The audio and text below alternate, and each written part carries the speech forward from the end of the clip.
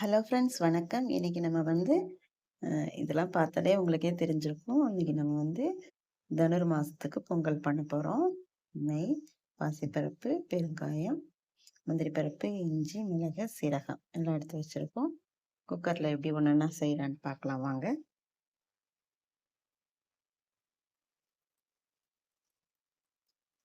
நெய் வச்சிருக்கேன். முந்திரி பருப்பை வறுத்து எடுத்துக்கலாம்.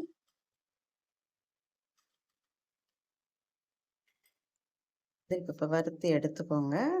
எடுத்துட்டு மற்ற எல்லா சாமானும் இதில் போட்டுடலாம். மிளகு, சீரகம், இஞ்சி, பெருங்காயம்.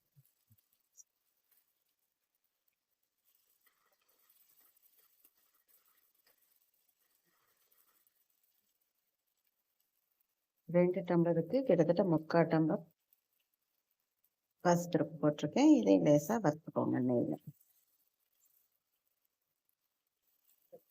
நம்ம லேசாக பெரட்டிட்டு செய்யும் போது நல்ல வாசனையாகவும் இருக்கும். அதே சமயத்தில் வந்து பொங்கி வழியாது குக்கர்.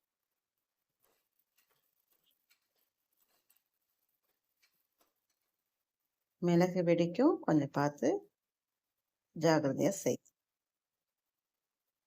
தேவையான பெருங்காயம் போட்டுருவோம்.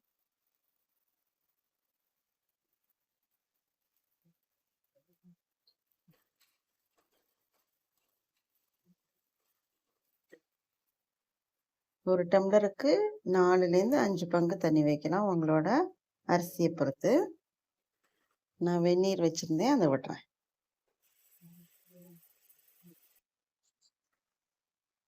வெந்நீர் விட்டாச்சு. கொஞ்ச நேரத்துலேயே கொதி வந்துடும். அதுக்குள்ளே நம்ம போய் அரிசியை களைஞ்சிட்டு வந்துடலாம். நான் வந்து நொய் தான் போட போகிறேன். நீங்கள் நொய் இருந்தால் போடலாம், இல்லை அரிசியை போடலாம். இதுக்கு மேற்கொண்ட தண்ணி வேணும் அப்படின்னா நீங்கள் ஏற்கனவே வந்து சுட வச்சுருந்தீங்க இல்லையா, அதே பாத்திரத்தில் இன்னும் கொஞ்சம் வச்சுக்கோங்க. ஹாட் வாட்டரு தேவைப்பட்டால் விட்டுக்கலாம். நல்லா தண்ணி கொதிக்கும் போது தேவையான உப்பு போட்டுடணும். கொஞ்சம் போடலாம். நொய் தான் களைஞ்சிட்டு வந்திருக்கேன், அதை போட்டுடலாம்.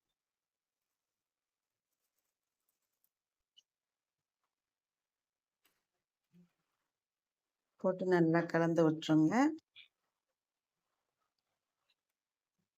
நல்லா பாதி வெந்ததுக்கு அப்புறம் குக்கரை மூடி வெயிட் போட்டு சிம்மில் வச்சிடணும். பாருங்க நல்லா கொதிக்குதுல்ல. இப்போ இப்படி பார்த்தீங்கன்னா ஒரு அரை வேக்காடு.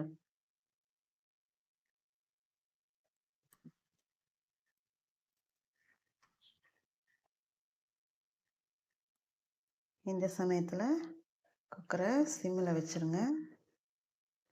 வெயிட் போட்டு மூடிடலாம்.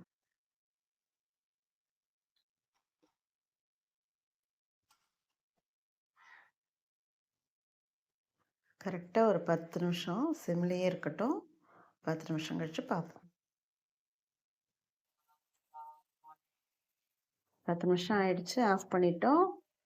உங்களோட குக்கரை பொறுத்து இந்த ஸ்டீம் அடங்கின பின்னாடி திறந்து நல்லா கிளறி விட்டு நெய் விட்டு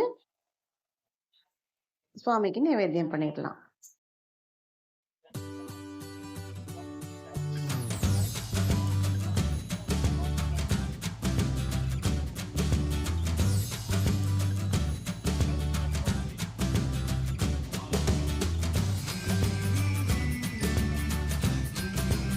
குக்கரை திறக்கும் போது இந்த பிடியை கொஞ்சம் கீழே தாழ்த்திட்டு பண்ணிங்கன்னா ஆவிலாம் அந்த பக்கம் அடிக்கும், கையில் படாமல் இருக்கும். ஸோ பதமாக ரெடி ஆகிடுச்சு பொங்கல். பாருங்கள் எவ்வளோ அழகாக குழைவாக இருக்குது பாருங்கள், சூப்பராக. நல்லா கலந்து விட்டாலே நல்லா மசிஞ்சிடும். அப்படியே உங்களுக்கு இன்னும் கொஞ்சம் குழவா வேணும்னா பக்கத்தில் வெந்நீர் வச்சுக்கோங்க. அதை ஒரு 1/4 டம்ளர் விட்டு கலந்தீங்கன்னா கரெக்டாகிடும்.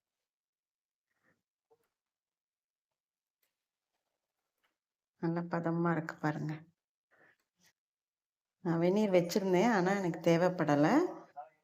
நம்ம வறுத்து வச்சுருந்த முந்திரியை போட்டுடலாம். அதோட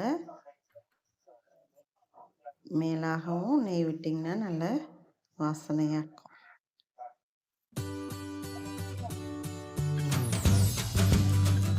நல்லா கலந்து விட்டு சுவாமிக்கு வச்சு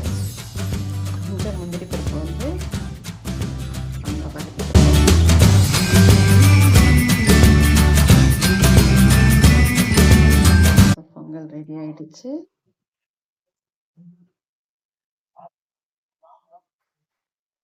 பிரசாதத்துக்கு எடுத்து வச்சாச்சு.